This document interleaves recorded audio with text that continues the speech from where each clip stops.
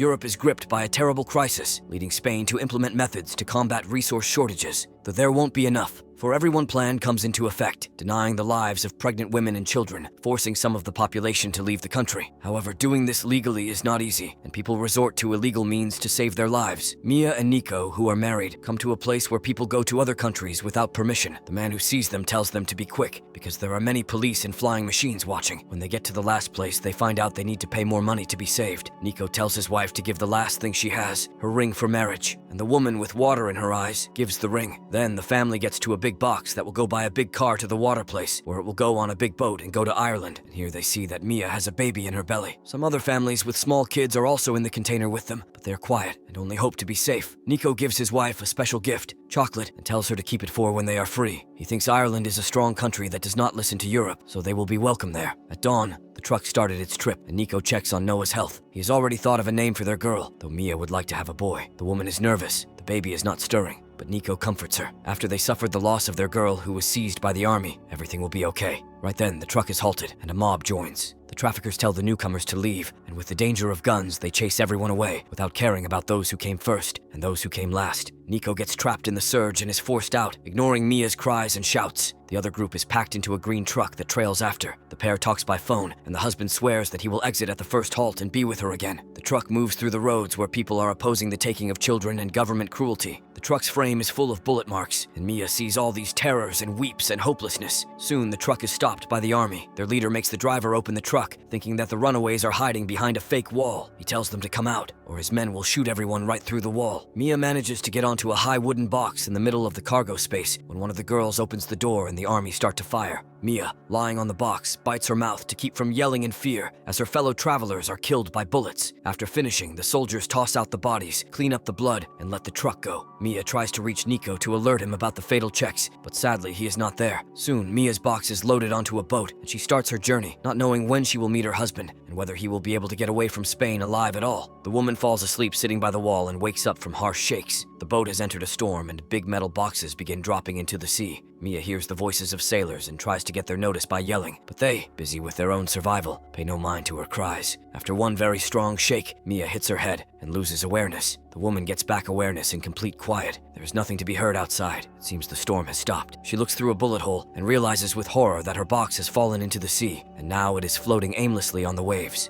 Mia tries to contact Eniko, but her phone is wet and no longer works. She recalls a bag left by one of her fellow travelers, and inside it, she finds a working phone, but it turns out to be locked, and she can't make any calls. She sees that water is leaking through the bullet holes and starts looking through the cargo. In one of the boxes, she finds clothes, which is very handy since Mia is wet and cold. She puts on the dry clothes and keeps on checking the cargo. She finds headphones and alcohol, which won't help her close the holes. But at last, Mia finds some tape and uses it to try to stop the water from getting into the container. Soon, Mia finds her notebook with photos of her daughter and then hears desperate screams from outside. Looking out, she sees a green van nearby with her husband inside. She shouts, but she can't do anything to help those who are drowning. Mia changes SIM cards and tries to call Nico again while watching the container sink into the water, and then the call connects, but the voicemail tells her that Nico can't talk. She plays the short message over and over, knowing that her husband is dead. She gets a knife, wanting to end her pain, but then her child moves for the first time in the last 2 days. Mia lies down to sleep, but the container starts making weird noises, and when she wakes up, she sees that water is everywhere, and she is drowning. She cries in fear, and suddenly wakes up for real. There is a lot of water in the container, but the level is not serious. Mia opens another box and finds plastic packing boxes in it. At first, this finding only makes her angry, but she soon realizes that they can be used to make patches for the bullet holes.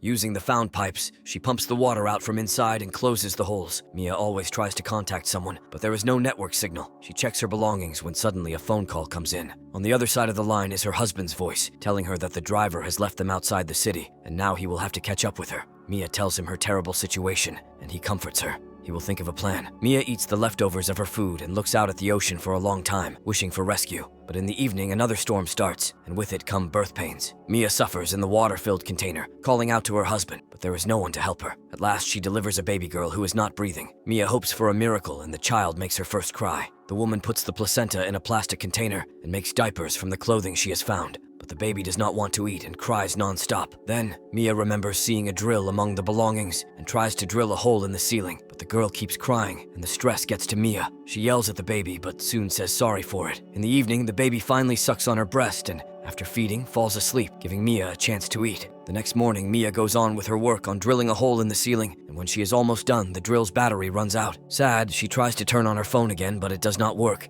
Mia tries to make the hole in the ceiling over and over, but it's no use. Inside the container, it is very hot, and there is no air to breathe. So Mia cools herself with seawater, sometimes climbing to the holes in the ceiling to breathe the sea air. One night, Mia hears weird noises coming from outside, and her container starts moving dangerously. She realizes that her temporary vessel has caught the attention of whales, and they are trying to play with this strange thing. The baby starts crying, and Mia, holding her child, hits the walls in hopes of frightening away the sea creatures. When that happens, she breathes in relief. The 6th day of her captivity comes. Mia has almost finished drilling the distance between the holes in the ceiling when her knife breaks. Water is running out too, and Mia tries to collect water drops on the container's ceiling, but there are very few of them. At last, Mia loses her power. In a madness, her older daughter, Uma, comes to her, asking her to leave this place. The girl blames her mother of letting her be taken away as she just wanted to play outside. Uma goes while her mother asks for forgiveness, and right after, Mia feels her husband's touch, covering her and telling her that it was not her fault. The woman wakes up as fresh rainwater falls through the holes onto her. Mia sets up some boxes to collect the water. All of a sudden, she finds the last can of canned food. After getting back her strength, she promises her daughter that she will get them out of here and goes on with her tries to escape. At last, she manages to bend a piece of metal and sees the sky. Mia crazily laughs and then climbs to the surface to look at the sea. She then takes her daughter outside to show her the sun. After changing her daughter's clothes, Mia throws the diaper into the water and surprisingly sees a fish there. She makes a homemade fishing hook from wire and tries to catch some, but her efforts are fruitless. One day she spots a plane in the sky and tries to signal it with a piece of a mirror, but ends up hurting her leg on the sharp edge of the hatch. Mia heals the wound with the found alcohol and sews it up, sometimes passing out. During the night, Mia spends her time making nets from wires, as she has a whole box of headphones. At last, she catches a fish and eats it raw. Meanwhile, the water level inside the container keeps rising, and even though Mia regularly pumps out the water, her makeshift boat is sinking deeper into the sea. The 12th day of her journey comes. Mia shows her daughter photos showing herself at work, at school, and her father, Nico, the owner of a small shop that had to shut down because of food shortages. But people always went to him because he always found a way, and now he will surely find them. There's also a photo of Noah's grandmother, whose name Mia wants to give to the little girl because it means a long life, and it's also the female form of Noah, who sailed for a long time and managed to reach land. Then there's a photo of her sister Uma, who wanted to become a pilot, but when the regime took over, Mia and Uma had to stay home. The girl really wanted to go outside, and one day her mom took her out against her will. The military saw the child and took her away. While telling all this to her daughter, Mia notices that the girl is not doing well. Using a lamp made from a thermos and alcohol, she tries to heat the little one, wrapping her in a hoodie. She sings to her sleeping child, and then falls asleep herself while her boat continues to drift somewhere. Later, the water reaches the critical level Mia set. She comes out on the surface and her phone starts ringing. Nico's voice comes through the phone, saying that he can't reach her and she'll have to save herself. He's hurt and hiding in a container.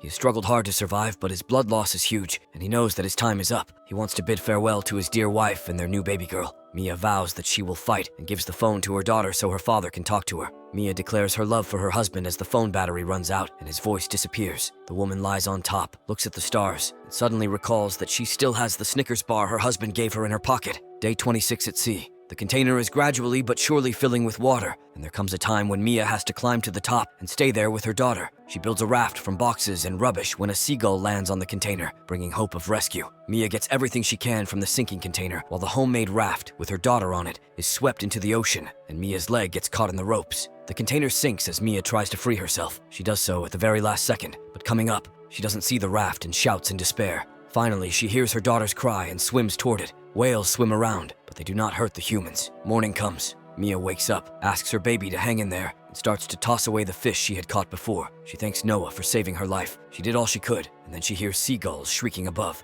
At this time, a fishing boat is throwing nets in the area. A fisherman and his family see the birds flying around something in the water, go towards it, and find the raft with the child. They drag it on board and see a rope tied to a box. Pulling on it, they find a woman attached to it. They lift Mia on board and do CPR, bringing her back to life. And just when it looks like all their efforts are useless, Mia starts to breathe. She wakes up and immediately asks about her daughter. They give her the baby while the fisherman calls for an ambulance to the nearby port, which is supposed to come in 20 minutes. The fisherwoman tells Mia that they are safe, as Ireland is nearby. The story touches on a big and upsetting current issue: refugees. People leave their homes when it becomes too hard to live there anymore, but so many of them die before reaching safe lands. Don't forget to subscribe and enable notifications to catch more videos like this. Thank you for watching.